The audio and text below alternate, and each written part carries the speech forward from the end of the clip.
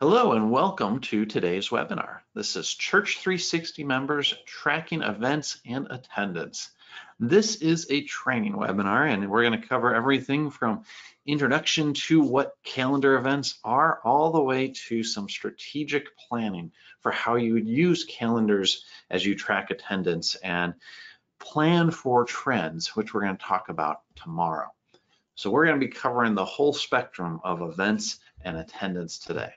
My name is Peter Frank. I'm the Senior Manager of Marketing Technology at Concordia Technology Solutions, which is the church administration division of Concordia Publishing House. My email address is on there. You are welcome to reach out to me at any time. I'm also going to be providing information on how to contact our support staff if you have questions. But I'm happy to be here again today. This is our fourth in a series of 6 training webinars. If you are just joining us, we covered basic contact management last week on Monday. Then we covered building out person profiles, really got into the details of what it means to be Church360 members, where we store information about people, both members and visitors. We began to enter offerings on Wednesday, and we really completed that process on Thursday with year-end financial management. It's a big process that happens only once a year, but the offering entry happens every single week. As you prepare for both of those aspects, they kind of tie in nicely. And so if you put a good strategy in place and getting offering envelopes set up and getting ready for contribution statements, your offering entry supports that. We're going to shift gears today and move into tracking events and attendance. There's a lot of different things you can do here depending on what your congregation does. And we'll talk about that right at the very beginning, why you might want to take attendance. But we're going to really get into calendars and how to use those as we prepare for trends, and then some efficiencies in tracking attendance. So tomorrow is our last session. Everything kind of builds up to this. This is the one that is very popular. It's about building reports. As you get all this data into the system, whether it's about people or offerings or attendance, how do you build the reports for it? Well, there's a variety of different tools within Church360 Members, and that's what we'll talk about tomorrow. So again, today, tracking events and attendance. A few housekeeping items before we go too far. I'm planning about 75 minutes for presentation. If you've attended the last 4 sessions, you know that I don't stick with that very closely, but that's what I'm planning for. So I'll at least share my plans and we'll see how it actually works out.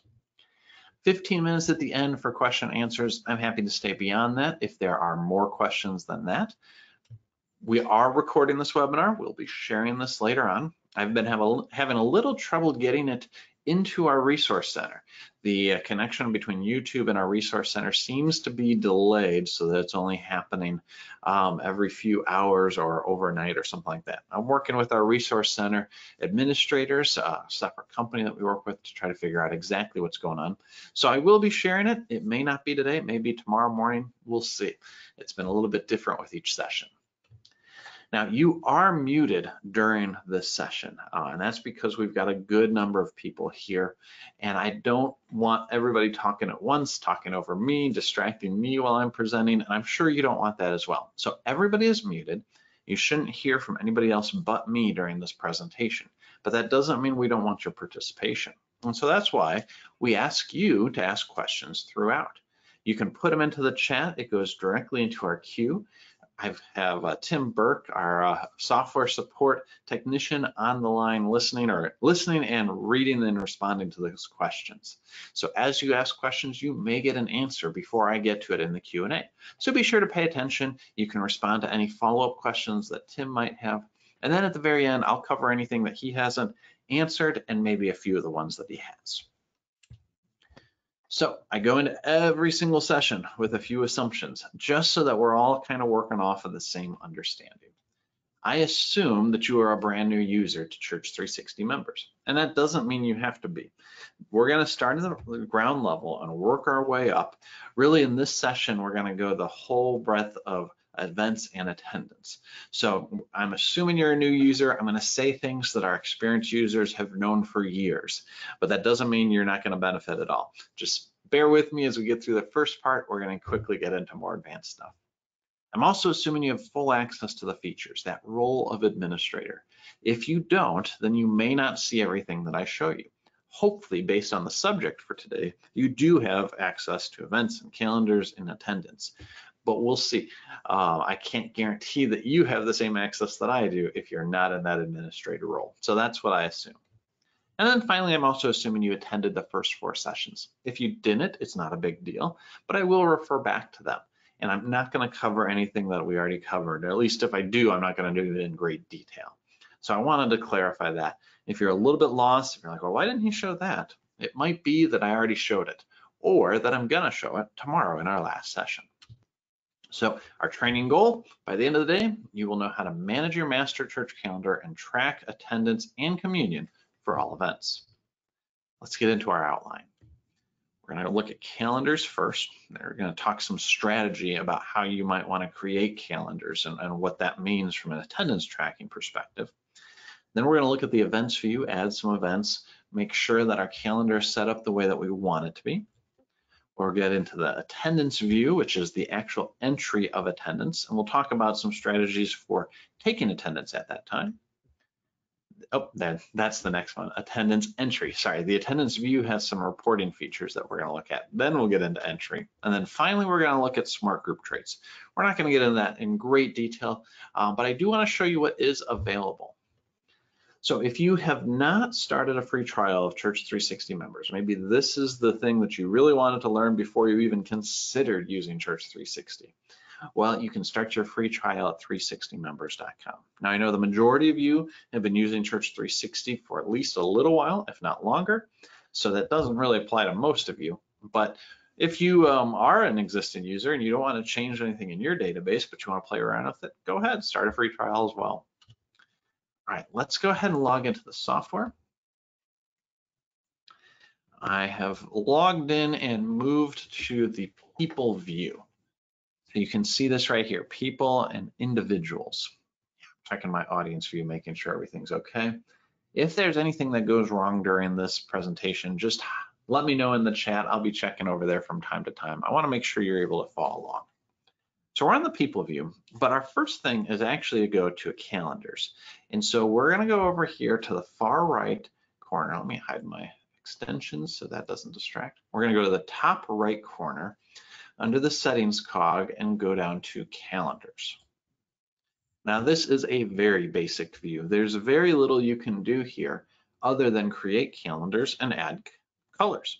Now you can you quickly access those calendars by clicking these links, but let me walk through the view. Got your header here. This area above the black line in the gray is all about entry. So as you add a new calendar, you type in the name, you select the color, and you click add. This is not a search, it's not a filter, it's just strictly for adding. Now we don't expect you to have hundreds of calendars. I could see you having dozens of calendars depending on how large your church is, how active it is, and also how you might want to take attendance and report on those different things. So we may be coming back to this view as we talk about some specific examples. But the basic aspect of this is that you go in here to add your calendars, set the color, and then you go elsewhere, usually to the attendance and events views. We have a few events that you can't really change at all. And let me talk through the different types of calendars first. You'll see here that the first thing is baptisms. Well, baptisms is a generic calendar. It's tied in with the baptism anniversaries. And that's really our first kind of calendar that we add to the system, is the anniversaries of certain dates. So we have baptisms, birthdays, confirmation anniversaries. We put anniversaries there. We probably could clarify it here and say, baptism anniversaries. Anniversaries, if I could spell correctly. But you can't change that. I should have known that one you can't change because it's required by Church360 members. So I apologize for that. But that shows you how you can go and start to rename a calendar. And actually, it looks like everything on here is already from the default view. We're gonna have to add our own events in just a few minutes. So we have baptisms, birthdays, confirmation anniversaries, death anniversaries. Then we get into education fellowship, pastoral visits, wedding anniversaries, and worship. So those anniversary calendars are all in there. Then we have 3 generic calendars: worship, education, and fellowship. And then finally we have pastoral visits.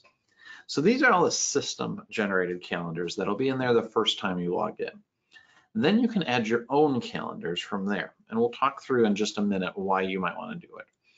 But think about it how you want it to display on your calendar. So let's go quickly look at the events view, just so you have an idea of what I'm talking about, and then we'll start looking at a strategy for colors.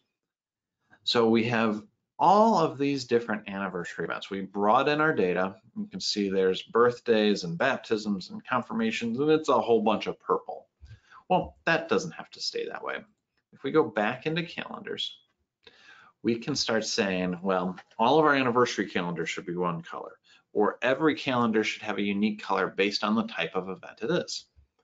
So baptisms could be blue for the water, and birthdays could be orange for the celebration. Confirmation anniversaries could be red, like the Holy Spirit, that professing of faith through the Spirit. Death might be something a little bit darker. We've got a dark blue there to remind us of the pain of death. Education, I like to use green for education, that growth, that learning. Fellowship, yellow is a good color for that, kind of that happy time. Pastoral visits, well, those are usually a little bit more somber. Maybe we'll do like a dark green for those. Wedding anniversaries, we don't have white because you wouldn't be able to see the white text on that. But maybe we can go with more of a gold color or a dark gold for wedding rings. And then finally, worship. Worship, let's say we'll go with a darker red. So there's a different color for every event. And when we go back to the events, you can see it starts to become a little bit more varied. And that adds a lot of different color to the screen, makes it more interesting, but at least it has a different purpose. And so you can quickly begin to understand what these different colors mean. But that's really all they're there for. Some people will ask me, well, what color should I put for these calendars? Whatever you want. You could just have 3 colors. You could have the anniversaries colors, you could have the visits colors, and you can have all your event colors. Whatever you want to do, that's up to you. But I like to vary it a little bit. Now we'll go back to calendars. Let's add a few calendars. So the first thing that we can put here that we don't have right now is the ever so popular meetings. You know, the meetings that happen on a weekly or monthly or quarterly basis, they don't really fit into here. They don't fit under education or fellowship or worship, and all the other ones are system generated. So we'll go ahead and add a meetings calendar. And we're going to go ahead and put that as, let's do this. I guess that's more of a gray than a dark green. So meetings, we'll add that in there. All right, what else could we put on there? Well, think about your church and what kind of events you have. You probably have a master calendar somewhere, even if it's just on your wall. Maybe you're using Google calendars. Think through the type of events so that at least every event has one calendar or has an appropriate calendar to go to. You don't want to necessarily create a calendar for every single meeting type because there's not that real need to show only that meeting if it's on a regular schedule. If you meet once a month, then why would you need to show that? You already know what it is, but it fits into that genre of meetings. But there's no harm in doing it either. Again, it's your call. I'm just talking through strategies. When we get into events, you're going to see that calendars work essentially like tags, but for events. And so you can add multiple calendars to a single event so that you could track attendance at those. So that might be where you want to start adding things at an individual event level. So let's talk about worship for a second. We have worship as a category automatically, and we can track worship trends. But what if you have multiple services and you want to track when people go or what the attendance numbers are at each of those different services? So at my church, we have a Saturday night 5 o'clock p.m. service, And because we put worship under that dark red, I'm going to put this under that dark red. I'll add that. Then we have Sunday morning, 8 o'clock a.m. Do that. And then we have Sunday morning, 10:30 a.m. Put that in there as well. So now we've got these different calendars. They all fit within that idea of worship, but they're also beyond that, where it gets a little bit more specific. Because if I want to track attendance at 5 o'clock on Saturday night over those years, I need some way of pulling that into the reports view. And now we haven't covered reports view, so I'm talking about things we're going to be looking at, but it's that strategy of being there first and having that idea. Now, another way that you might want to track things is by the specific occasion in the church year. Now, I'm not talking about putting 52 different church year holidays in there, but things like Easter and Christmas that you might want to track from year to year. Now, we're thinking long-term strategy here. Then you might want a calendar for that. So something like Easter worship, maybe we'll put that in the more celebratory yellow. And then maybe Christmas worship, we'll put that under, well, let's see, we'll do a nice dark blue for Advent. Since we don't have white. All right, so we've added 5 different types of worship events here. But one thing that's very common that you might want to track as well is communion. So let's type that in. There's another way to track communion, but right now I would recommend creating a communion calendar so that you can track attendance and use that trait for smart groups elsewhere. We'll get into that when we talk about pastoral visits, but I'm just going to put that under that dark red as well. All right, we could create calendars all day. And again, you might want to have several dozen calendars based on how you want to track trends, but I bet you they'll come up as we're looking at things. Let's dive into events next. So this view looks like just a big calendar, but we call it events because conceptually calendars are like tags. And so this is just your collection of events that you can then filter by calendars. Or as I like to refer to it, this is your master calendar view. So in the top left, you have where it says events. Then you have the date that's showing or the month that's showing. Then you have these little toggles here. By default, it goes to this month. And when you click on this circle in the middle, it goes to today, May 4th. If I hit the arrows, I go backwards. Now, some things will progress and get lighter, but some of them are still going to be darker. So it depends on your monitor. I think we've probably got some colors that are so dark that even when we go light, they look dark, like this worship. You know, it's supposed to be a really dark red, but when I don't hover over it, it's a light orangish color. So don't worry too much about that. It's just going to be lighter to show that it's in the past. And if you go in the future, you can see it's that nice bold color. All right, we'll go back to today. We're going to talk about this new button in a second. That allows you to add a new event. On the far right, you've got download, and you can download this to Microsoft Word. So if you want to print it out and make changes, you can. Now, I'll caution you, it doesn't look exactly the same. Let's go ahead and pull that up. It's opening on my other slide.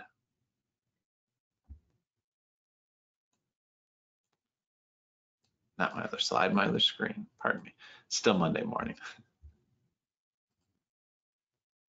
So there's what your calendar looks like, May 2020. And you might say, well, it prints out over 2 pages. Well, yeah, it does. We can't guarantee that it'll print on 1 page. But what we can tell you is that if it prints on 2 pages, you can look through it and make those different adjustments yourself. So maybe you decide to mess with the margins, maybe you change the font size on busy days. You can go down here and drop it down. However you want to do it. Our job is to export the data for you, but I can't guarantee because it's all subjective, all based on the number of events on a day. You know, you might have some weeks where there's nothing and it's real skinny or short, like this week here, and then other weeks where it's just super tall. So we give it to you and you figure out what's the best way to format it for printing. I'm gonna close out of that. Then you have a print button, which just takes you to the browser print. It's not the best experience because just like with the export, we can't guarantee how many events are going to be on each day.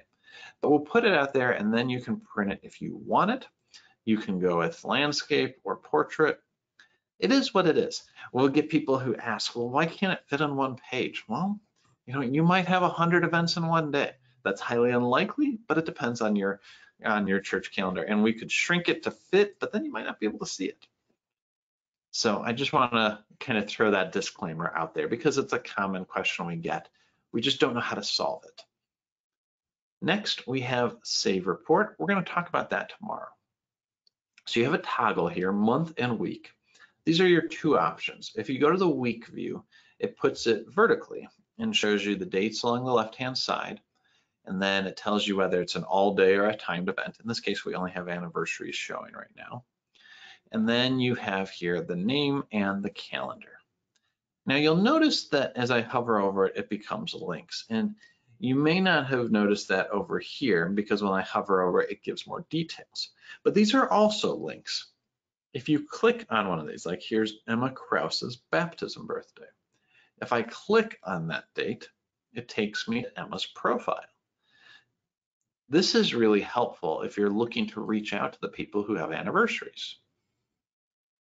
If I go back a month, you'll notice that I do have a few events for worship.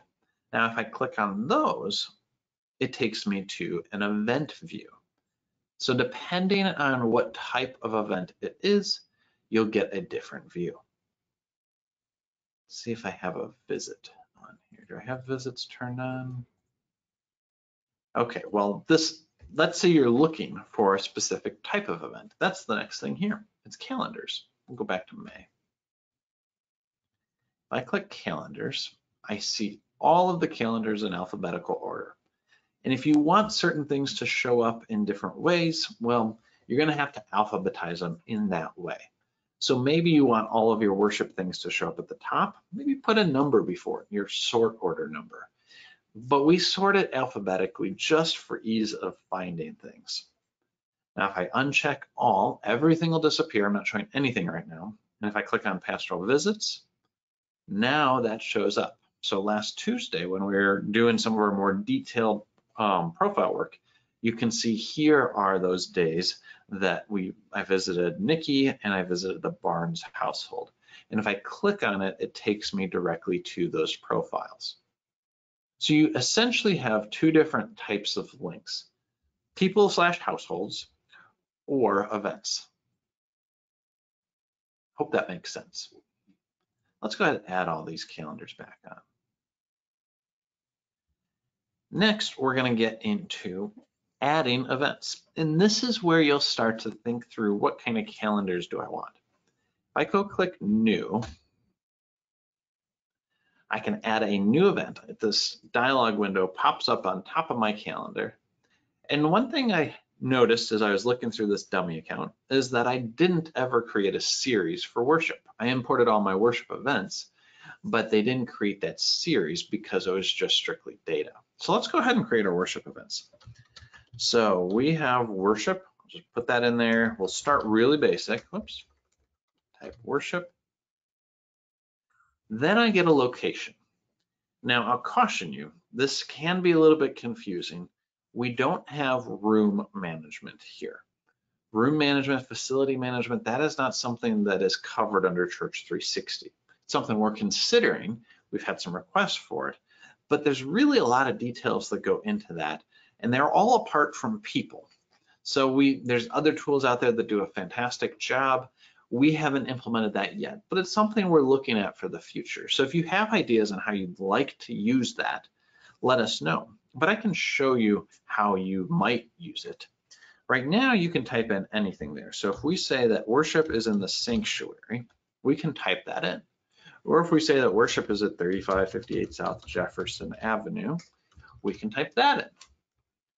Let's go ahead and type in the sanctuary. If you are entering an event that is in the same location at the same date and time as another event, it will let you know. It won't stop you from scheduling it, but it will show it.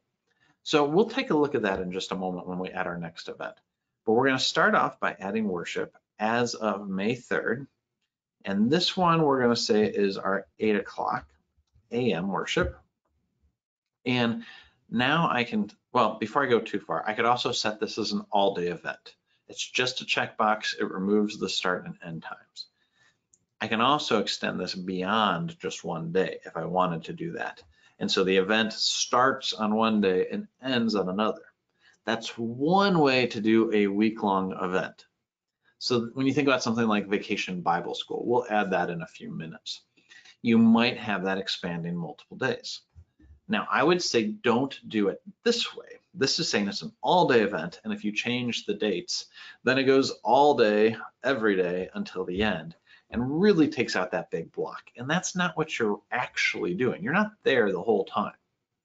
So put it in with the start and end time, and then go in here and say repeats. So we're using worship. We'll come back to VBS. Worship repeats every single week on Sunday, not Monday. And it begins on May 3rd, and it doesn't actually end. This will just continue on in the future. Now, if you look at calendars way off in the future, it might take some time for it to load because we don't actually plan out these events forever. We plan it out, I think it's like 18 months in advance. And so you can scroll through the first 18 months into the future, but as you scroll farther out, then it's going to have to create those events and load.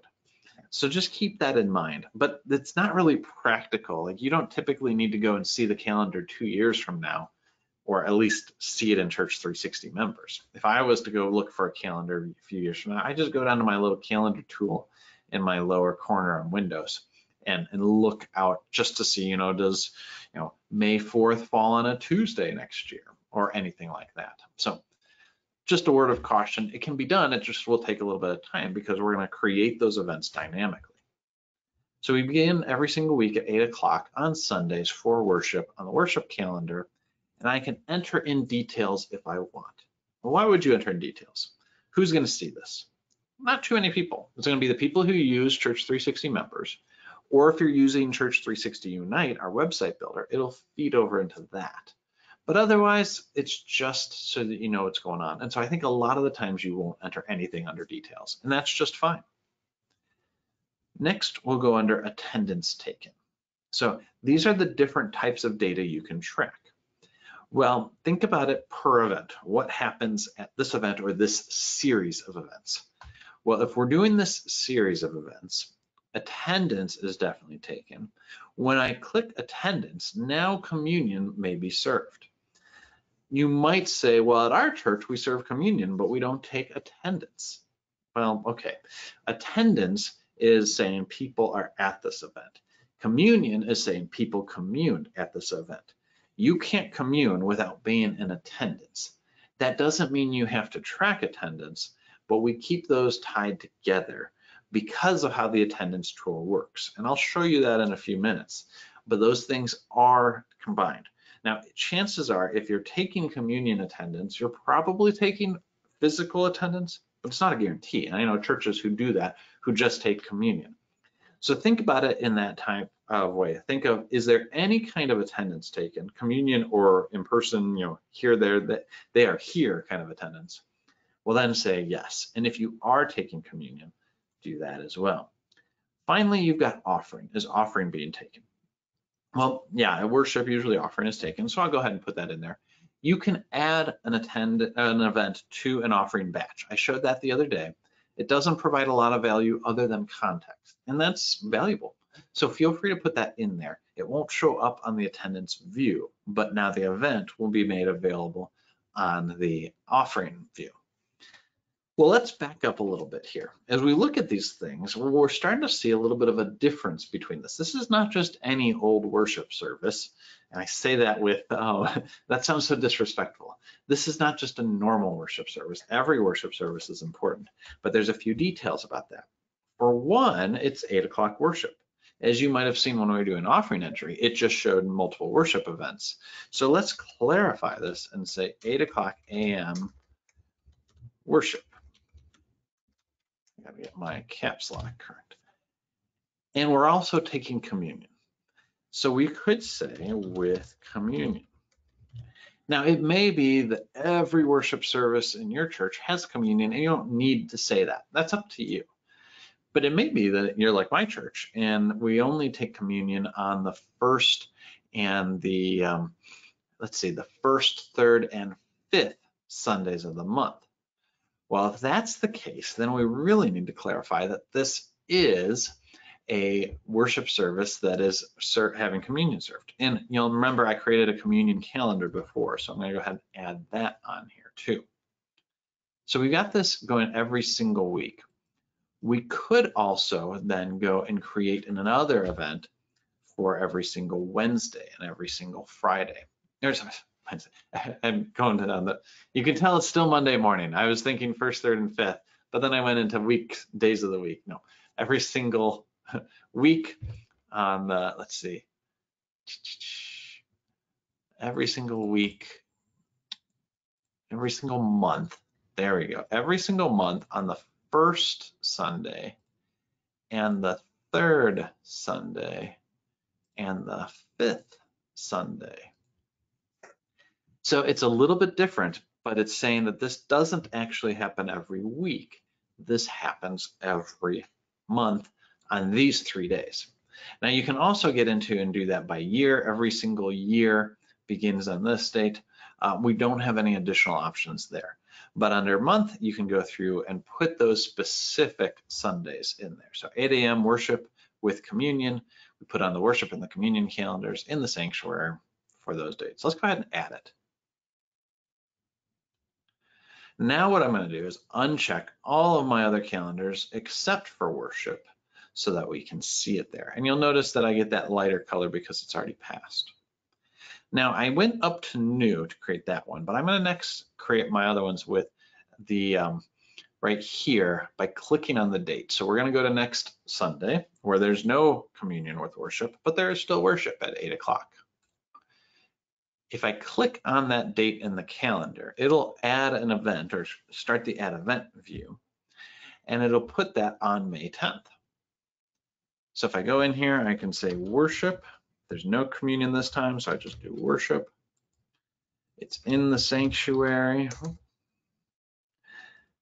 And if I go and say, well, it's not all day, it's just 8 a.m., but it does repeat.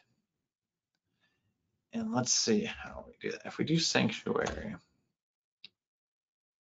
I don't think because it's a different schedule, it's not going to impact it in the same way. So let's go into every single month on the second Sunday and the fourth Sunday. Starting May 10th, never ending. There's attendance taken and offering taken, but no communion at this event. So you see what I did there? I added all that in. I'll go ahead and click add. And now I do have a weekly worship event. Oh, but I didn't change that name. And actually, this is a good example. Let me back up and show you what I did. You'll notice that I named this 8 a.m. worship with communion. There is an 8A before that. So I might want to put 8 a.m. at the very end so as to not double it up right there. If you want to put the name in of that, you don't necessarily have to. I'm going to click on that event, and that's going to take me to the edit event window. And so I'm going to take this here, put this in parentheses at the very end. Now, when I go and hit save, it'll ask me, do you want to update only this event, update all events in the schedule, update all future events in the schedule? Let's just go ahead and update all events in that schedule. That has been updated, and I will do the same thing under this worship that doesn't have communion.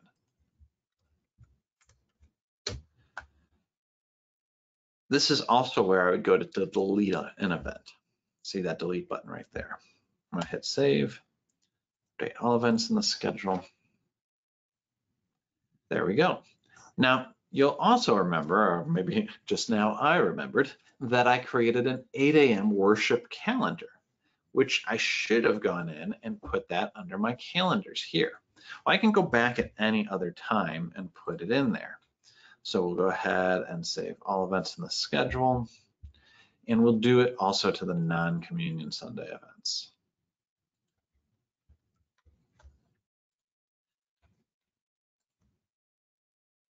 And we'll say update all events in this schedule. So now when I hover over, you'll see multiple calendars, the time and the location. We're starting to add more context to that event. All right, so let's talk about Vacation Bible School. If we go over here, Vacation Bible School typically happens during the summer at churches. At my church, it happens the second week of June. So here we go, starting June 8th. I'm going to click on June 8th. We're going to call this Vacation Bible School. We're going to add it to a calendar. Well, it's certainly an education type of event. What about just regular VBS calendar though? Why would we need that? It happens once a year. Well, if you want to track your attendance at VBS specifically, year in, year out, you need a VBS calendar. All right, so I could go back to settings and add in a VBS calendar, or I could just type it in here and type in Vacation Bible School. You'll see when I start typing, it says add the calendar Vacation Bible School. Well, sure, let's go ahead and do that. Now it adds it as a new calendar. It automatically picks a color. I can't pick the color from here, but at least I can add the calendar when I need to, as opposed to having to back out and go enter it again. So that works out pretty well. I'll go back and change the color in just a moment. Now we got to put in a location. Well, there's a bunch of locations. So we can just put at church because it's all across church. Now let's look at how we might do this kind of event. So it starts on June 8th. Typically we go 9 a.m. to 12 p.m. I know lots of churches do different times. This year is going to be different for us because we're going all digital because everybody has to stay at home still. Whoops. So we'll leave that at that, and then we'll say it repeats. It repeats every single, well, we don't have day there, but that's okay. We'll just put every single week on Monday, Tuesday, Wednesday, Thursday, Friday, starting June 8th and ending on June 12th. So that makes it easier. We don't have to add a whole nother day and have different things of when to begin and end. We just say it, and it happens every single week on these days. So that's sometimes a question because I know some calendar tools will have day on there, but it's essentially doing the same thing as this. It's just, adding more user interface to sift through. So if you wanted to do a VBS event and it goes 5 days over 1 week, do it this way. Every single week, those 5 days, June 8th through June 12th, or whatever events or whatever your dates are. Now, again, you can add details. If this is going onto your Church360 Unite website, you probably will want to, but you don't have to. And we can say, yes, attendance is being taken, but we don't serve communion at our VBS. That doesn't typically happen at VBS, but we usually do take a light offering. Kids bring in their pennies and quarters, and it's a way of giving back, which is a wonderful teaching tool for them. Let's go ahead and add that. All right, we'll add it. Oh, no, it's not there. This is another common thing. If you remember, we filtered it down by worship only. So you just added the event, but it's not showing. Why is it not showing? It must be broke. Well, no, it's not broke. You've just filtered it out. Let's go over here to calendars. Now I can go into my Vacation Bible School calendar, or I can go into my education calendar. You'll notice that when I click on these calendars, I get different colors, even though it's the same events. Well, when I click on education, it turns green because that's the education calendar color. And it, by default, just gives you the color of the highest in order here. So if an event has multiple colors, then it's going to show up with the one that is first in the alphabet. We had to put some logic in there to say, what color does it show up as? That's the logic we went with. That's why I like to kind of categorize my colors. So if I go back to calendars and I go down to Vacation Bible School, which has now been added, and I choose that light green, which I'm using for education. Now when I go to events, it doesn't matter which calendar I select. I can have both of them or just VBS. The events look the same. Again, this doesn't really matter. It's up to you if you want to let this matter or not. I'm kind of OCD about details and I like things to matter, but you don't have to worry about that if it doesn't bother you at all. So now you know how that tool works. Now you know how to add events and do other things. Let's talk for a quick minute about how you might want to track something like live stream attendance. We're going to get into attendance entry in just a few moments. But if you're going to do that and you want to track that separately, so you can kind of exclude events later on that have live stream attendance, I bet you can already figure out what you do. If you're going to a live stream worship event and you want to track it, all you have to do is go up here, click on edit event, and we'll go here and say live stream. Add that calendar.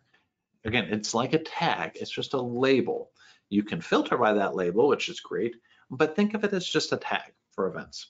So I add live stream in there, it puts a default color, which is fine. And then I go and hit save. Do you want to do it for this event only, all events in the schedule, or all future events? It's kind of your call how you want to do it. My recommendation would be, say, all future events in this schedule, so that everything previously is fine, but all future events have it. And then when you switch off of live stream, you can take that off and update all future events from that point on. Or if you're continuing live stream, you just leave it on there and do the kind of hybrid event. And again, depending on how things go in this weird time in our history, you might be doing things differently than you expect to do them today. So just do it for what you know right now, all future events in the schedule. And I might want to do that for my non-communion service as well. Oh, that actually, yeah, that was the one I selected before. Let me do that for my communion service. There we go, save all future events. All right, let's see, what next? I'll check my schedule here. We covered all of that. Yeah, we're in good shape here. If you have any questions about what I've covered so far, go ahead and put them into the chat. I see that there's a number of them in there already. Joel, thank you very much. You feel my tiredness. I appreciate that. Weekends are so busy. I helped my church live stream 3 different services. I ran the video and it's so fun and so great to be in worship, even if there's only 4 of us in the building. But it's tiring, and I'm sure you as a pastor understand that, and anybody else who is working still in the church office. All right. Well, Cheryl just put something in the chat right now that said, how do the tags benefit the meeting? Well, it doesn't benefit the meeting at all. It benefits the reporting and the tracking later on, which I'll show you a bit today and more tomorrow. Let's go ahead and get into attendance. That's the 3rd tab up at the top, attendance. And the first thing that you're going to see here has changed within the last few weeks. It used to be you went right into attendance tracking, and we changed it to take you to this reporting view, because this reporting view is getting lost and it's really powerful. So we changed how the navigation works, and I've heard a few complaints about that because it's a change. People don't like change, and I get it. You're used to doing it one way, now you have to do it a different way. Well, we tried to make it as easy as possible. So now when you click attendance, you do have to hit enter attendance to get to your enter attendance view, but we really wanted to highlight this view, and so we thought the trade-off was worth it. So let's go through this view. It's very similar to offerings, but if you weren't with us for offerings, you'd have no idea what I'm talking about. So we have the attendance title to say what you're looking at. You're looking at attendance. We have the date range here where you can pick your attendance date range. Let's do just this year, January 1, 2020 through May 4th. Then we'll come back to this include those statement. On the far right, you have your download, which allows you to download this data into Excel. Either as a CSV or just an Excel file. You can print, which isn't really exciting. I wouldn't recommend that. You have compare, which we'll get into tomorrow. That's trends. It's really powerful, but it's not for today. And then save reports, which falls in that same category, not for today. Then I'm going to jump past this real quick. I should have shown you this. The date range here, the date picker, aligns with this graph. You'll see here that we've got 2 toggles, one on the left, one on the right. This is your start and end date range. And so when you type it in here, it updates here. What you can also do is you can drag and drop and select a date range this way.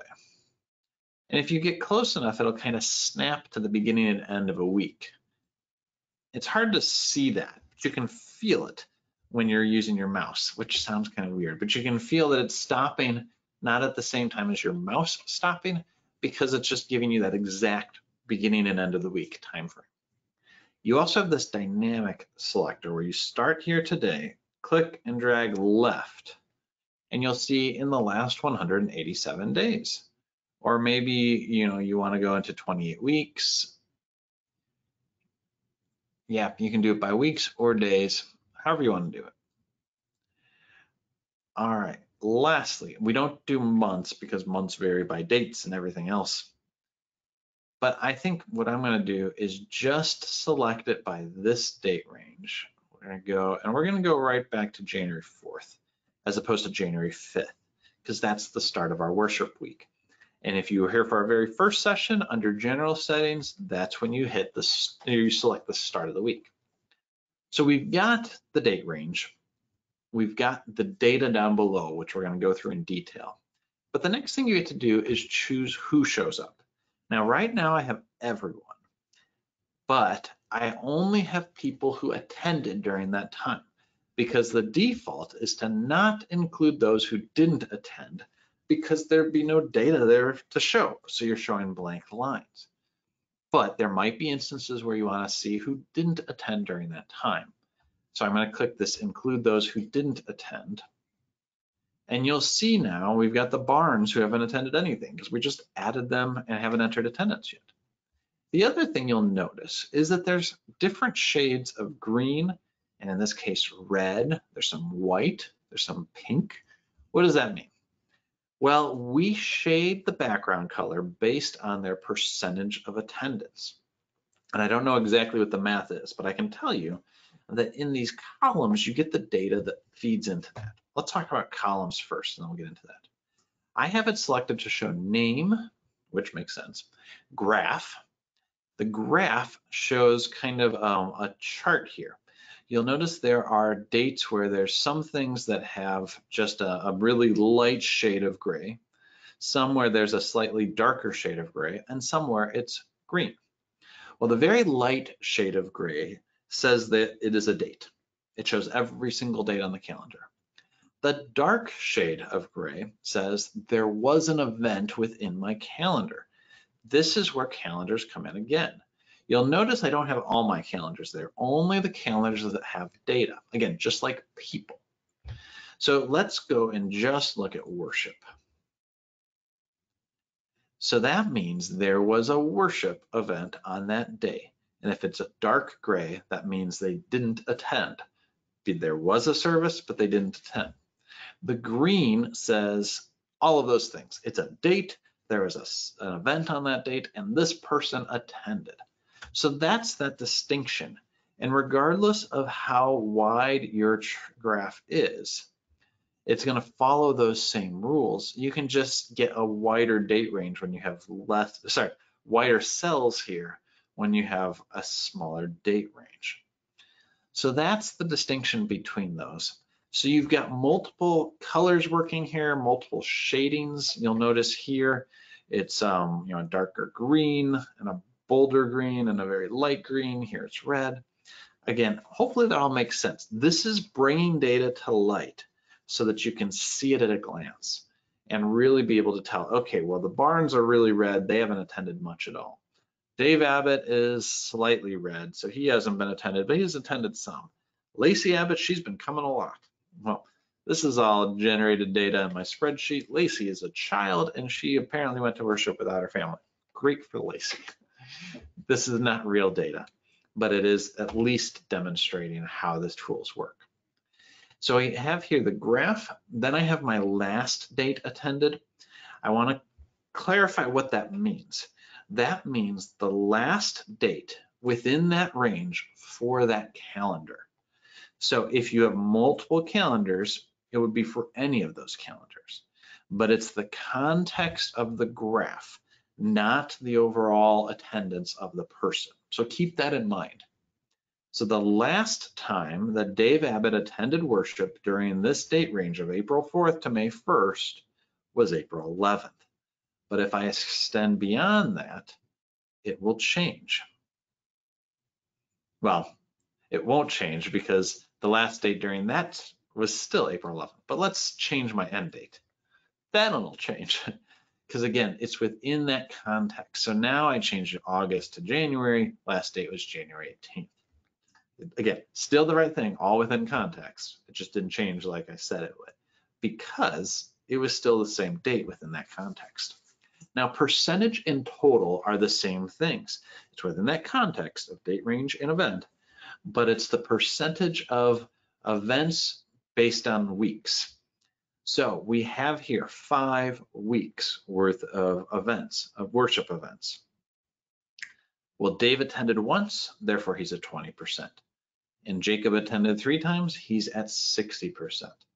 If I go farther, you're going to see those events change, or those percentage change and get a little bit more granular.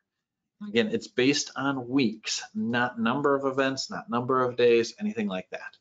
So it's essentially saying, did Dave attend an event in this week? Yes or no.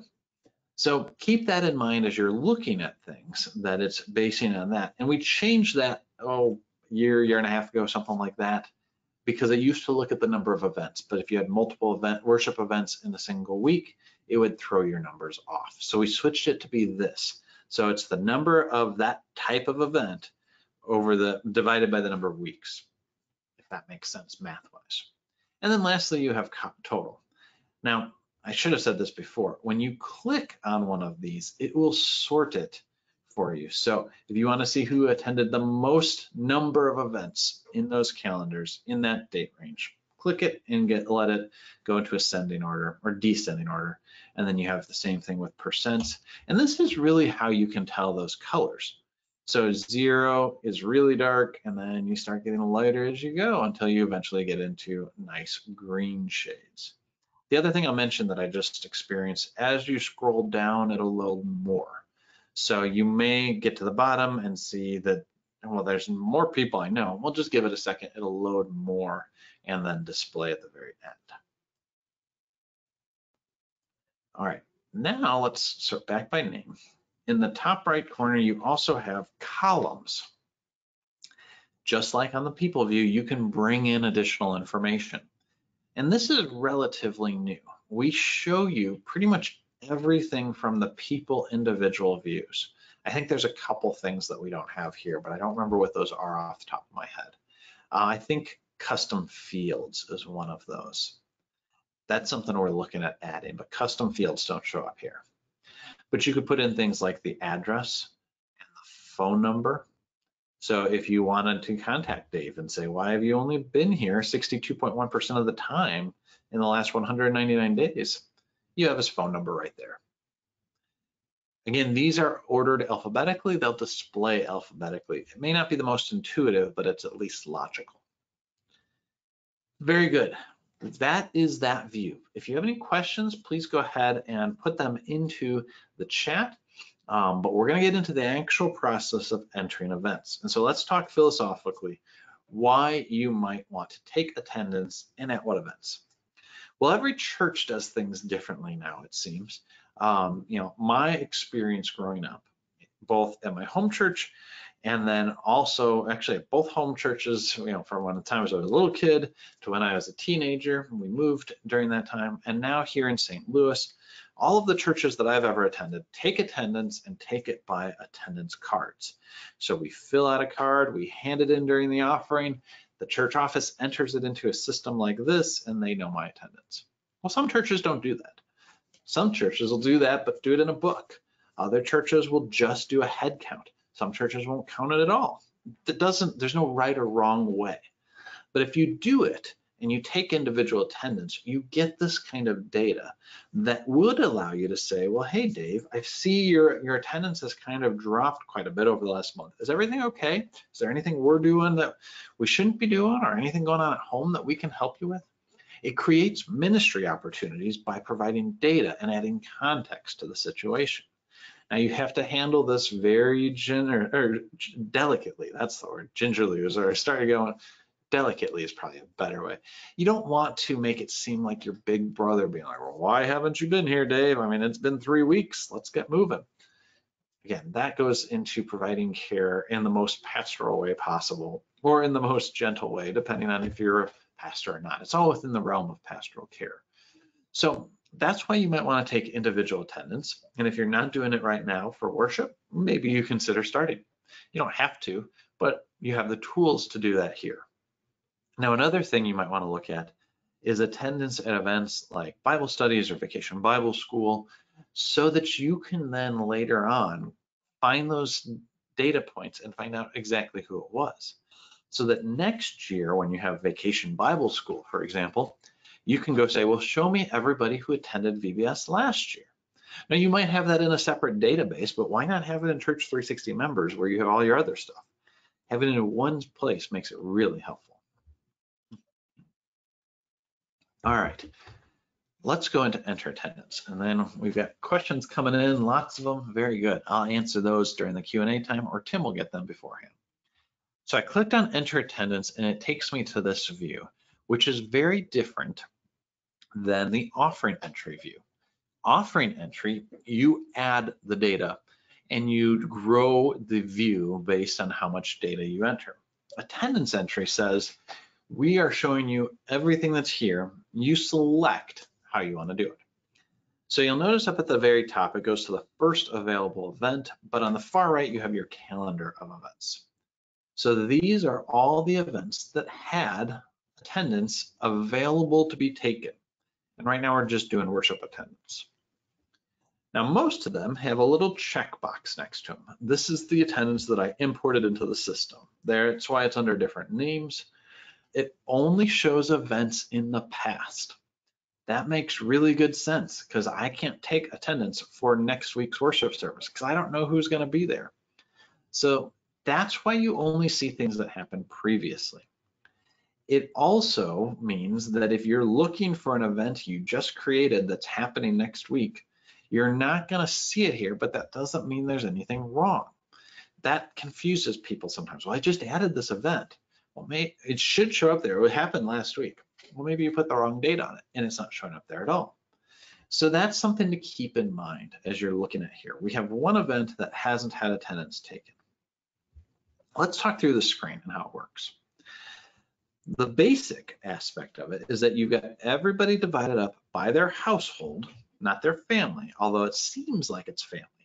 It is truly household, and typically households and family are similar, but it's not just by last name. And so I don't know if I have multiple people with the same last name in here. But if I did, yeah, here we go, Martin. There's two different Martin households. Well, how can I tell the difference? Well, you just look at the names. That's the difference. Because attendance is not done by household. Attendance is done by individuals. You might have the entire household show up, but it's not a guarantee. And so we take attendance by individuals so that you can put exactly who's here.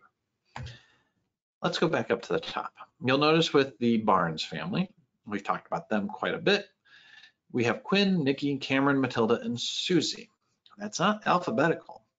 Why is that not alphabetical? Well, it's because it is the order that you set the household. Remember, we dragged and dropped that order. It can be any order that you want it to be, but you have to set it first, and then it'll show up here in that way. So if you say, well, Susie's the mother, she should be up at the front. Well, you can go move her up to the front.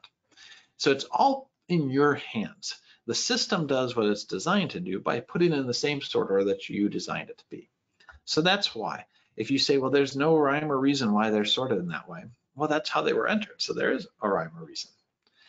Now, to mark people as attended, all you have to do is click on them, and it'll make them a darker color.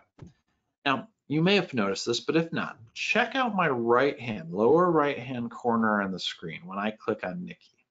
I'll click on Nikki. Now it says saved down there.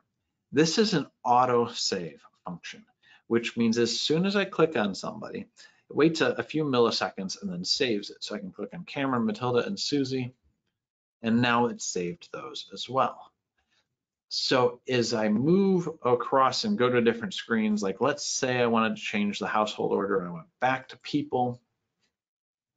Oh no, I didn't hit save or anything. You don't have to worry about that. As long as you're giving it a couple milliseconds, it's not long at all, it'll save. And when you come back here, now you can see they're still saved. Now you'll notice I clicked on those 5 names. And once I clicked on the last one, Barnes became orange. So watch that. It's gray right now. When I click on it, it's an orange or pink or whatever color you see that as. That's because everyone in the household has been marked as attended. I can use that to my advantage by going over here and let's say the Abbott household and just clicking on Abbott. Everybody is marked as attended. So it goes quicker. You don't have to click on everybody's name, but we allow that because that's typically how you take it. And so if you get an attendance card or attendance book and you see the Beltons and you say, oh, well, all 4 Beltons are here, I'll just click on Belton and now they're attended. So it's designed for efficient and quick entry. That's all. You'll notice next to each person and also each household, there's a chalice. That is because this is worship with communion. If there was no communion selected, remember when we selected that checkbox, that's what caused that chalice to show up. Now we know that, well, Cameron and Matilda are young kids. They're not taking communion. Let's assume that Quinn and Nikki and Susie are. All you have to do is hover over the chalice and select it, and now they are marked as having communed. So we have 3 communed here. We have a number of people attended. Let's look at the bottom area. You have down here in this lower bar, you have 13 listed as the number who attended.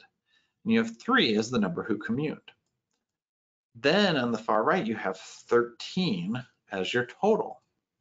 It's only tracking how many people attended. Well, let's say you only take a communion attendance, pardon me. You only take communion attendance. I pause there awkwardly. You don't take individual attendance. So you say, all right, I'm going to go down. Tim Benedict, he came, he communed. I'll click on him. Oh, well, one click marked him as communed and attended. That's because you have to be present to commune. So if you don't want to take attendance, but only want to take communion attendance, we don't really have a way to support that. Because in our mind, tracking attendance is the best way to build reports of people who attended. And if you mark them only the ones who communed, well then so be it. You'll still have that attendance, but it's not telling you anything different. If everybody is marked as communed and attended, there's no difference between them. So that's a question I'll get. Well, how do I mark people as being communed but not having attended? Well, they attended in order to commune. Well, what if you do a shut-in visit? You know, what if Sunday after church, pastor goes to the local nursing home and attends or communes 5 people there? I want to put them in my attendance here. Well, you didn't actually commune them during the context of worship with communion 8 o'clock. And so you could put them in there. It's going to mark them as having attended. Or you could add them as a pastoral visit and mark them as having communed there. We talked about that the other day. Let's go over here to settings and pastoral visits. You can, and we're going to do this for May 3rd. Let's see, who could we say? We're not going to do too many people. Here we go, Art Dean. Visited by Kent Williams, our pastor, and it was a communion visit. Just add it in here. Now, Art is communing on the same day that everybody else was communing. The difference was he didn't attend because he is at the nursing home. So if I go back here to enter attendance, I've split up my communion, but it reflects reality because Art communed separately. It was a visit. It wasn't part of the service. And so my communion numbers will still only reflect those who communed at this event. But we'll get into smart groups in a few minutes. I'll show you that in a second. That will take into account both of these. So communion can still be tracked separately from attendance, but it's done through pastoral visits. And if that's all you track, I don't recommend doing pastoral visit for every single person who communed if they're coming into worship. Do it here and be okay with having attended marked if that's all you're doing, because then it's going to say 14 attended, 4 communed, or 14 communed. Or let's say you're just doing those who communed. You just go through in here and say Quinn and Nikki communed, Dave and Sue communed, Troy and Kira and Tim. Those are the only ones who communed. Well, then you're going to always have those same numbers. There's 7 and 7. Let's say that you don't take attendance at your church. You only do a head count. You don't look at who's here, you just see how many are here. Well, you can use this tool to do that as well, and it makes it really simple. You go here to this checkbox and say, I would like to enter just a count for this event. You click that, everything else grays out, and your total box down here just opens up for entry. And you say, well, I had 145 people, and then you click save. This is one where it does require you to manually save it, but it's one field. That's why, because as soon as you type it in, we don't necessarily want it to save in case there's a typo. So you just hit save. And now you only have marked total attendance. So if your church doesn't take individual attendance, you can still use this tool to track your congregational trends, even if you can't track your individual trends. I hope that makes sense. But if you do both, my church does both. I go here, I unselect, I would like to enter just a count for this event. Instead, I've marked these people as having attended. I've got 14 attended, 7 communed, but I know I had 25 people there. And the remaining 11 people didn't fill out a card. All right, well, I got to do a little bit of simple math. I say 14, I had 25 there. Well, that's 11 people. I'm just going to go down here to this right next to attended. It says plus additional head count. If I go in there where it says 0 and I type in 11, it'll do the math, it'll save it for me. I have 25 people who attended. So you get the best of both worlds. You've got your head count and you've got your specific numbers, and you can get your trends and your individual attendance just fine. So that's how that kind of hybrid model works. Well, what if you say, I really like the idea of entering attendance, but I have a large church and this would take me too long to do? Well, I can't guarantee you that it's going to be quick, but I can tell you that you can do it in a quicker way. Let me show you some of the tricks here. If I go here to the I button, click I, this and only this view has a shortcuts link right down here, shortcuts. When I click on that, it's going to give me a number of keyboard shortcuts. You can do all of this attendance with just your keyboard. Just like within offerings, you had the keyboard shortcuts, but those were really clear because you're just doing enter and the numbers. So it's a 10 key. These are not as intuitive, but they work just as well. So you have some things here for go up or go down, go left or go right, toggle attendance, toggle communed, toggle all attendance, toggle all communed, toggle between the filter and the grid. Well, let me walk you through this. I can't show it to you because my keyboard's down here, and I don't think that even if I move my camera, you'd be able to see much. But if I go up here to the filter, I got my little beacon that's telling me things, enter attendance with the keyboard, good. Let's say I wanted to find the Robinsons. Hands off the mouse. I start typing in Robinson. There they are. Well, I don't need to finish typing their name because I see them. So I can click the tab button, and now Robinson, the last name, is selected. If I hit the space bar, it selects them all. If I hit the Q button, it would select them all. It's a toggle. Both of those work in the same way. Q and space bar toggle attendance on and off. And in a similar way, W toggles the communion on or off. Now, why Q and why W? It's purely about hand placement. On your keyboard, you typically keep your left hand to the left side, and you have your right hand to the right side where the arrows are, because you can actually use the arrows and go find the individual ones. So it becomes just like a grid. You can do left and right and up and down, and all of them are in place. So now if I go over here and I say, well, let me first select everybody as having worshiped, but then only, Sean and Tamika communed. There you go. Now I can also hit enter. Enter will take me down, but I like using the arrow key. Now to get back up to the filter, I hit escape and I can go through it. Now you don't have to use the filter. You can just go down here and work your way down the list and say, all right, Rick and Claire did it, Howard was there, Rob and Brian, but Kelly and Charlotte while they were there, they didn't commune. You can just work your way down the list. So that makes it really easy to take attendance. And remember, they auto save. So as soon as you give it, you pause for a few milliseconds, it'll save it for you. All right, we're in good shape on time. I just want to show the smart group selector and then a few actions at the end. So you have here on the right-hand side a smart group selector like everywhere else. It'll filter down your list so you have fewer people to sift through to enter their attendance. But you also have traits. So let's go to everyone and then go in here and do the drop down and add a trait.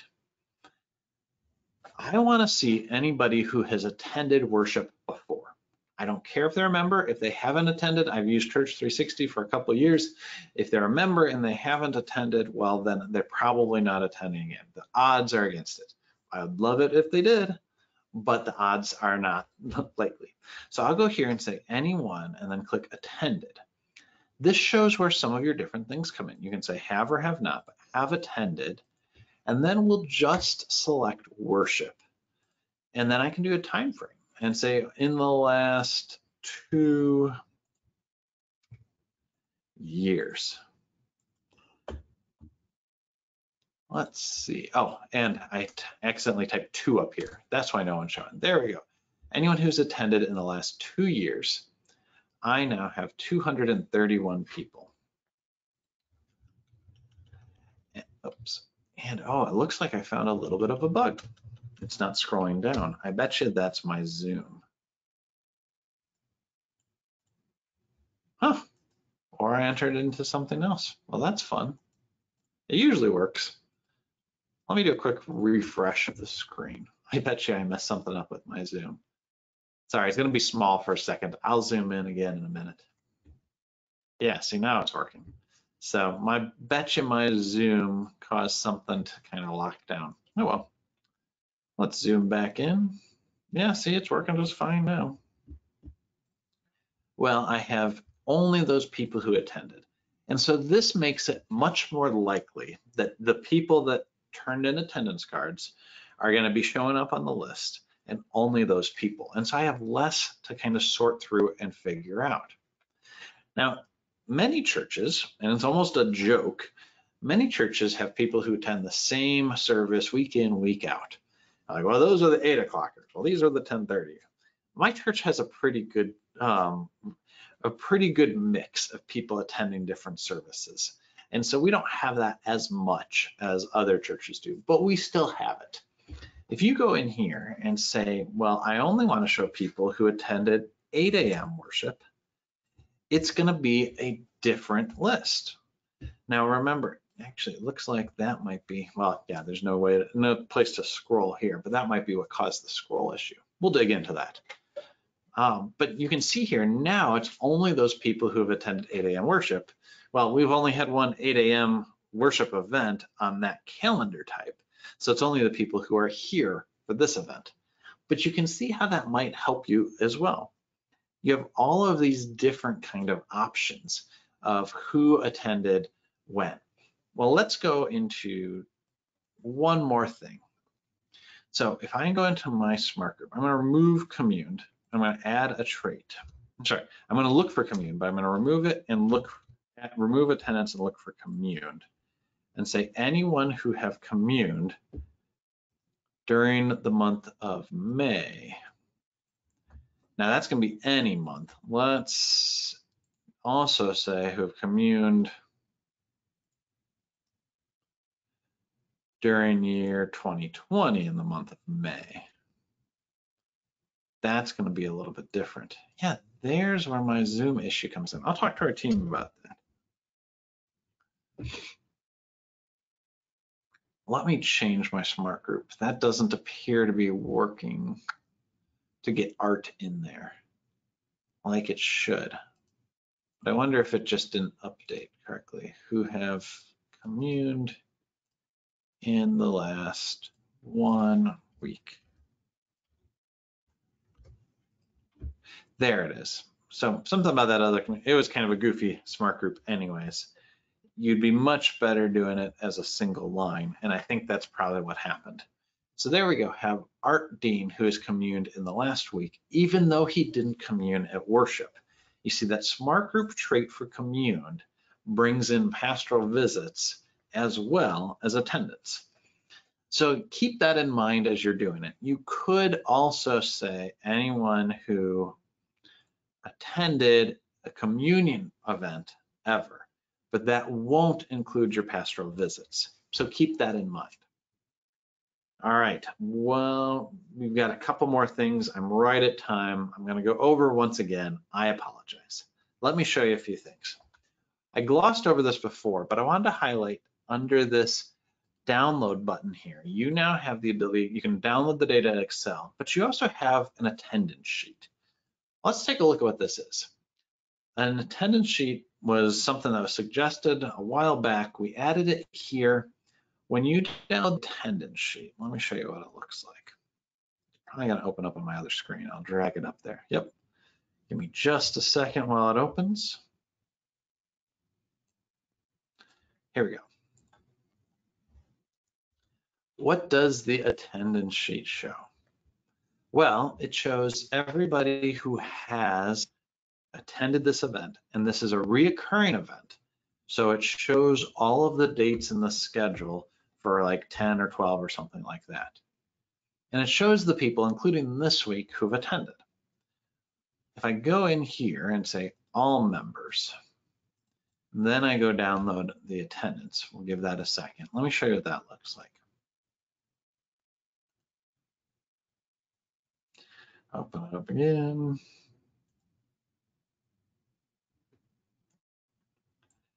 It's still only going to show those people who attended. This is where smart groups come into play, and you might want to have an event that says all of those people who have attended previously, and then just show that. That can help you have a consistent attendance sheet along with your event. But that's who's showing. So if you have people who have attended different weeks at different time, but the same series, it would show them and show the weeks they missed. I don't have a great example of that here. Now let's say that you take attendance and it's the wrong date. You didn't look up here, you didn't realize that it was the 8 o'clock, you meant to do 10:30. Well, all you have to do is click the transfer button. Transfer will say, I'll move this to another event. Now you can only move it to an event where where attendance hasn't been taken, and you'll notice we don't really have any of those right now. Excuse me. But you have that option to move it to an empty event or an event without attendance. Warning, this is irreversible. That is a key thing. You can't, if you override another event, well, actually it won't even let you override another event, which helps, but you can't undo. That's the key thing. We'll hit cancel. Now, if you did have an event, well, then you want to move a different event to it. Well, you can use this clear button and say clear everything that we did. That's all it's going to do. This is also something that you can't undo. So just be careful with that. All right, let me check. I think I got everything that I wanted to cover today, and I'm only 3 minutes late. This might be my best one yet in terms of timing. Let's go in here, we'll get into Q&A. So a few reminders. If you need more training after this, we have the training manuals and recorded webinars on our website. We have the product update blog, which will introduce new features. We introduced the concept of that change in navigation there. We also have our resource center where we have all of our video recordings. If you just want to see the videos, head over to there. We have our software support team. Like I mentioned before, Tim's on the line answering questions. He's part of that team. They manage our online help center, and there's lots of articles there. They also manage our email, support@cts.cph.org. You can reach out to them there. You can also call them at 800-346-6120. Now remember, that's Monday through Friday, 7:30 to 5 p.m. For the question and answers, please type your questions into the GoToWebinar chat. Tim has been answering them, and if I see one that he hasn't answered, I'll cover it now. If we still have time, I'll cover some of the ones he has answered. Remember, a recording will be emailed within 48 hours, so you don't have to ask. That kind of clutters up our questions, and I just want to get that out there. That's our most common question. So yes, we are going to be sending the recording, and I've been recording this the whole time. That's how I always start it. If you were watching the recording, you can't ask any questions live, just go ahead and email them. Someone from the team will get back to you. All right, let's go ahead and dig in. Let's see which ones haven't been answered first. I know Tim always does a great job. All right, Claudia made a comment more right at the beginning. We had to redo all the system to have it work for us because we have a lot of events in different rooms. So we use our calendars for activities and tags for type of event, i.e. baptism. So let's see, in tags for type of event. All right, well, that makes sense. So you can do, if we go back here under calendars, you can create different kinds of calendars. If you wanted a fellowship hall calendar, you could add that. And then you could also say, okay, well, this is an education meeting in the fellowship hall. You could add all those as tags and view them in different ways. So you don't necessarily have to use the location, but I think that's what Claudia is describing. So that's a great suggestion on how to use calendars. All right, let's keep going down here a little bit.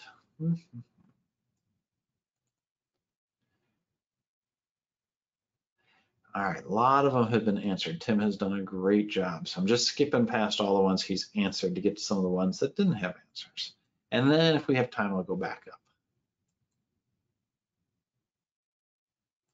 All right, how do you set up attendance for a Wednesday service? Also tell me what CSV means. And where's the calendar tool on the window? All right, Barbara, well, I'll hit those all fairly quickly. First off, the calendar tool is up in the settings under calendars. That'll take you to this view here, and we can add an event called Wednesday night. For services, we did Sunday morning and Saturday night. So let me put in that same way. Usually those at my church are at 7 o'clock p.m. So we'll just add it like that. Now, when I go and I say, go over here to events, I'm going to add a new event for Wednesday nights. Now, typically that only happens during Lent, but let's say well, at least at my church, your church might have a Wednesday night service. So we're going to say worship, and we'll say 7 o'clock p.m. We're going to add it to the worship calendar, add it to the Wednesday night worship calendar, which I didn't change the color, but that's okay. And then make it like any other event. So it's going to default to the date that I selected, but I could always change the date. And then I can change the time and I can change the schedule. Repeats every single week on Wednesday, starting May 13th with no end date. We take attendance, we have offering or communion, and we have offering as well. So I'll add that in, and now it is going to be on my calendar. That's that simple. Now, your other question is, what does CSV mean? Well, CSV means comma separated value. It's a type of a spreadsheet. It opens in Excel and it looks pretty similar to an Excel spreadsheet, except there's no formatting. So it all looks just, regular text, regular font size, all of that. Many Excel spreadsheets export looking like that too. So it's very easy to confuse the two and not see any difference. But CSV can be used with other applications as well. If you don't know what it is, you probably don't need to know what it is. If you're not using it right now, Church360 is probably not how you'd start using it. So I would recommend you just download it to Excel. But that at least answers your question. All right, please show the transfer button again. Let me go ahead and add in another event with no attendance. So I'm going to go in here and say worship with communion, but I'm going to change it to be, let's see, 10:30. And I add it to my worship calendar. I'm going to add it to my communion calendar. I'm going to add it to my 10 o'clock morning calendar. And then I'm also going to add the live stream calendar. And we're going to do this not as all day, but a 10:30 a.m. calendar that repeats every single month on the first Sunday, the third Sunday, and the 5th. So, not Saturday, Sunday. No end date, attendance, communion, and offering. Boom. So now I have 2 on the 1st, 3rd, and 5th weeks. At some point, I'll add it for the non-communion weeks. If I go into attendance and then I go to enter attendance,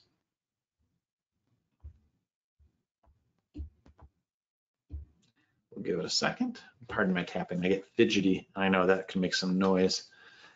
All right, you'll notice up here, I now have 2 events because they took place yesterday. One has attendance, one does not. I'm on the one with attendance. I click transfer. It'll say move attendance to another event. Find that event. I only have one event without attendance. It's at 10:30. If I click on 10:30, it will move it. And now that one has attendance taken, but 8 o'clock does not. Now, if I made a mistake, I can always move it back. I can transfer it back. There's just not an undo button. So if I've cleared attendance to move something and then realize I moved it to the wrong event, well, you can't do all that backtrack. So just be very careful with that. But that's how you move attendance or transfer attendance. All right. Well, Tim has answered all those questions. I've got 4 minutes left, so let me go back and look at a few of them. If you have any other questions, go ahead and let me know. Is it possible to hide certain events when printing? Cindy asked. If you hide the calendar, you can. You could put an event under like a do not print calendar and then hide that. So that's one way of doing it.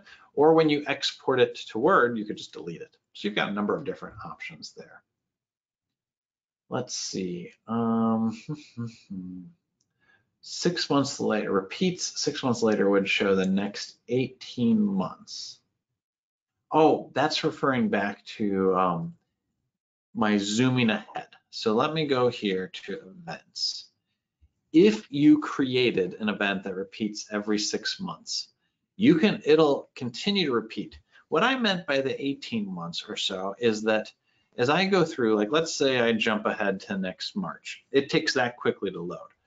But if I jump ahead many more months, let's go, yeah, you get this. You get this button that says you're going too far ahead, try again. Give it a second, it's creating all of those events that happened. And so the first time you go out more than 18 months, it's gonna take some time. That was all that I meant. I should have clarified that more, but it's a question that comes up so rarely, but it's very confusing. There we go. So it doesn't take you that long, but it's much longer than just move into the next month. All right, let's see. So hopefully that answers that question. So a couple people had that. I think I confused the situation more than I needed to.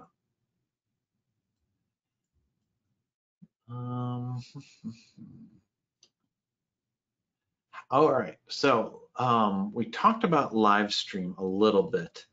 Karen's asking that question, and I got that question in in my email the other day. So how do you know how many people attended when they live stream? That's a little bit beyond the scope here. And we'll get into reporting on that later on, but let me just touch on it briefly because it is an important thing that people are thinking. It's not a Church360 members issue. You can go in and enter the attendance in Church360 members, but this might be where if you are a congregation that normally takes individual attendance, today with live stream, you're just taking a head count. And different denominations will give you different recommendations, and I've seen a few of them. But some will say, what is your peak live viewers? And YouTube and Facebook should be able to tell you that. Some will say how many viewed it, period. You can enter that number into the event. Some will say, well, do the best you can. If you know who was there, you go look and see who commented. Maybe you ask people to say, I'm here, so that you can take their attendance. Well, then you can go take individual attendance, and you can always do that bump up, that additional attendance to get to that total number. So those are just a few ideas. But the software won't automatically tell you anything. It's not linked to an event, but you can at least track those numbers. All right. I don't think I ever, well, I did talk about that under attendance. And I think this was probably after you asked the question. Oh, I lost it. That was also Karen. The include those who don't attend will show attendance records for those people who didn't attend during that time. All right, we are right at time. I haven't ended on time at all this week, but I think we're in good shape. And yeah, let me see, we got 2 more questions at the end. To count the Wednesday service attendance, do I put that date on the left-hand side? Well, no, when you go into enter attendance, you can't change the date on the left-hand side. But if it happened in the past, and let's do that. Let's go back to events and change my start date. Here we go. Oh, it looks like I did go back in the past.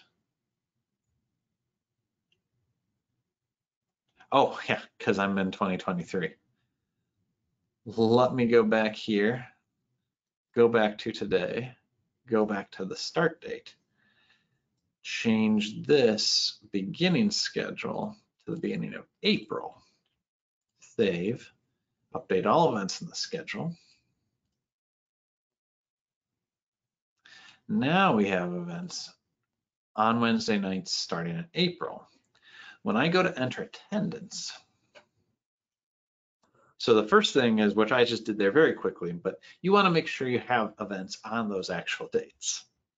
And they have to be in the past for you to be able to take attendance for them.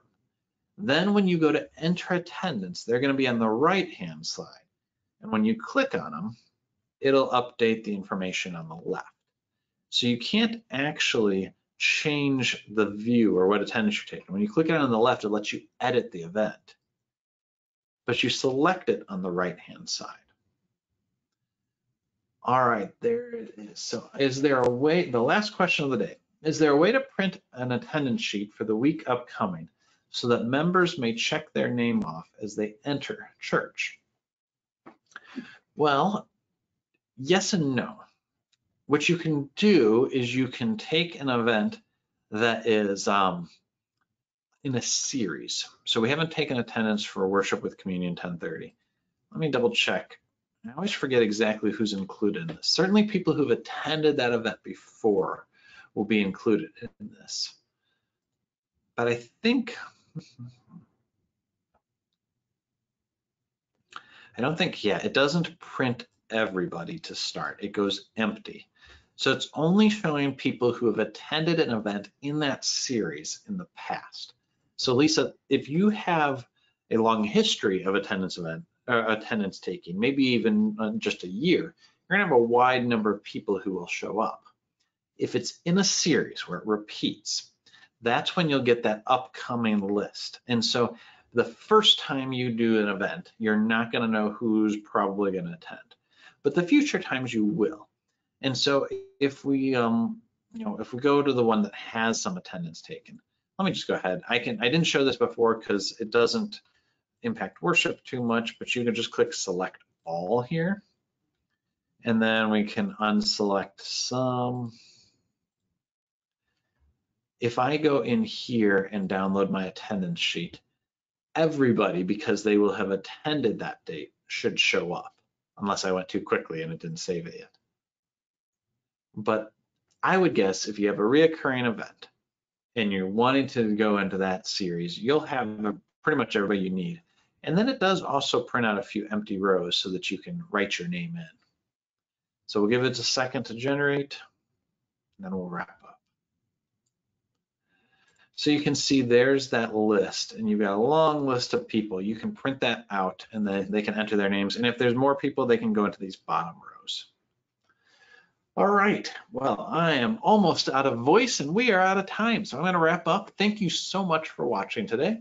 This was our 5th in the series of 6. So tomorrow is all about reports. It's gonna be a fun one and a lot to cover. So I'll try to start right on time and get through as much as possible. I'm sure you're going to have questions. We'll take time for that tomorrow as well. But for now, I want to say a special thank you to Tim for watching the questions and answering them and providing all of that great information. If you have any other questions, reach out to our support team. They'll be happy to help. Thanks so much. Have a great day. I'll see you tomorrow.